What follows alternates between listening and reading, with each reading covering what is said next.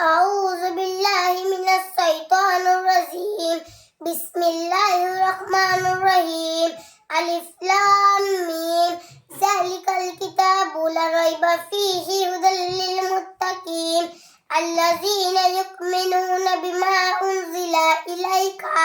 وما أنزل من قبلك وبالآخرة هم يوقنون والذين يؤمنون بما أنزل إليك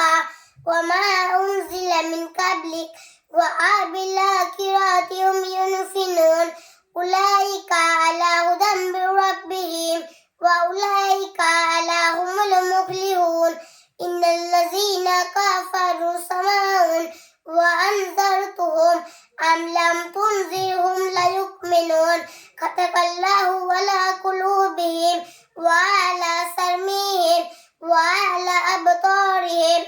غشاوة وعلى عذاب عظيم